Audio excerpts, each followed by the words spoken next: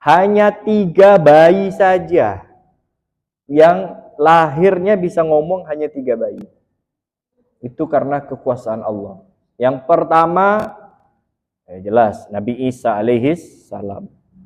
Karena untuk menunjukkan kesucian ibunya. Siti Maryam, beliau wanita yang solehah, akan tapi tiba-tiba beliau hamil, sehingga dituduh melakukan perbuatan yang keji. Padahal beliau wanita yang solehah. Begitu lahirlah anak bernama Isa tanpa bapak. Maka orang-orang pada nuduh, wah Maryam sudah berbuat keji. Maryam sudah berbuat sesuatu yang tidak pantas. Nah, maka untuk menjawab tuduhan tersebut, Nabi Isa menjawab, tidak, ini bayi ini. Langsung ngomong, enggak, ibuku enggak berbuat seperti itu. Ibuku wanita solehah, wanita yang suci. Makanya salah satu julukan Nabi Isa itu Ruhullah. Rohnya Allah, karena beliau lahir tanpa bapak. Ini mukjizat. Nah, zaman sekarang banyak perempuan-perempuan pengen ngikut jejak Siti Maryam. Pengen punya anak tanpa bapak. Tapi jalur salah. Haram itu, tidak ada. Itu. Hanya Nabi Isa doang, yang lain tidak ada. Makanya nasab beliau Isa bin Maryam. Ini bayi yang pertama. Yang kedua, cerita Bani Israel. Namanya Jurej. Kalau di barat berubah menjadi Jorg. Nah, Jurej. Jurej ini ahli ibadah. Ibadah terus. Ada tempat ibadahnya, mihrab. Bahasanya mihrab ya. Kita ingat mihrab juga. Terbuat dari tanah liat. Oh, ibadah, sholat, baca kitab Taurat. Ibadah orang soleh. Dan ibadahnya ratusan tahun loh Pak. Tidak keluar-keluar. Kalau kita kan ada keluar. Padahal masjid udah ada AC. Masih tak betah kan. Beliau ini, zaman dulu nggak ada AC. Suatu hari pas sholat, pas ibadah, emaknya manggil, Jurej. Dia lagi sholat, mikir dia. Aduh, emak manggil nih. Saya lagi sholat. Gimana nih, emak apa Allah ini? Wah, Allah aja deh, Allah kan lebih penting.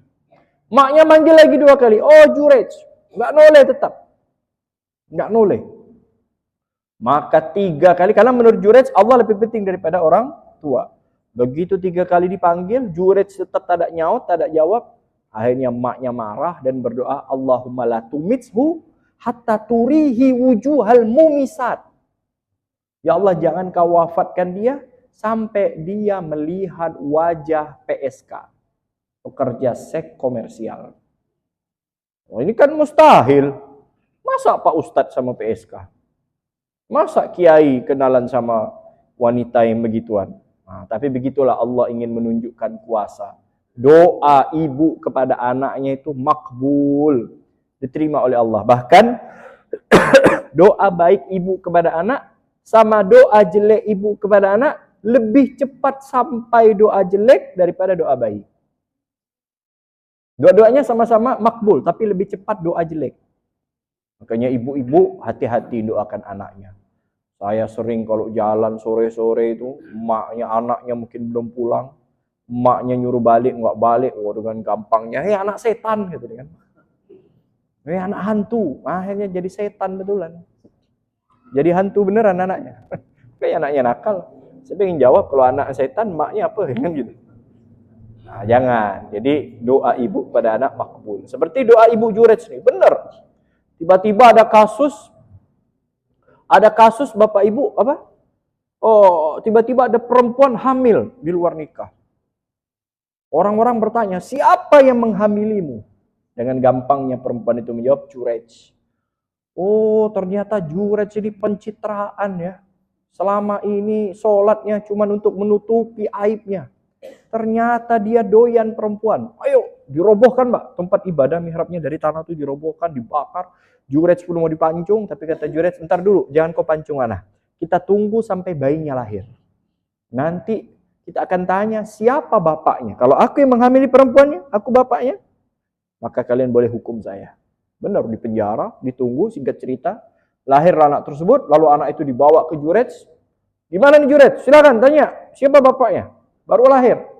Maka dengan karomahnya ya, dengan kuasa Allah Subhanahu wa taala, si Jurej bertanya, "Ya walad, man abuk? Siapa bapakmu?" Maka bayi itu pun langsung menjawab, "Ra'il ghanam." Sang penggembala kambing, bukan Jurej. Oh, terbukti Kalau yang menghamili bukan Jurayj. Maka Bani Israel itu yang awalnya marah, menghancurkan mihrab mereka, minta maaf, minta ridho, sampai mereka bilang, kami akan bangun lagi ya Jurayj, tempat mihrabmu dari emas, kami akan bangun dari emas. Nabi bilang, enggak, cukup bangun seperti biasa, aku hanya ingin menunjukkan begitulah kuasanya doa seorang ibu. Nah, ini bayi yang kedua. Adapun bayi yang ketiga enggak disebutkan namanya. Jadi ada cerita seorang ibu lagi menyusui anaknya perempuan. Tiba-tiba lewat di hadapannya itu ada orang rame-rame menyeret seorang perempuan juga, diseret di jalan sehingga dia berdarah, ya, kesakitan. Sehingga ibu tadi yang menyusui bertanya, kenapa perempuan itu diseret? Karena dia ketahuan berzina. Dia ketahuan berzina. Maka si ibu itu tadi berdoa, ya namanya seorang ibu kan, ya Allah, amin amin ya Allah, jangan sampai anak aku seperti itu. Betul kan? Benar nggak doanya? Benar, dia kan menyusui. Dan perempuan dituduh berzina, ya Allah amin amin jangan sampai anakku seperti itu. Tiba-tiba anaknya yang lagi nyusu ini dia tiba-tiba berhenti nyusu dan langsung ngomong sama emaknya, jangan seperti itu Bu, justru aku ingin seperti dia. Loh, kok mau seperti dia penzina? Tidak, wanita itu bukan penzina, tapi dia dituduh atas dosa seseorang. Nah, ini bayi yang ketiga, cuma namanya nggak disebutkan. 3 ini doang yang lahir bisa ngomong, yang lain nggak ada.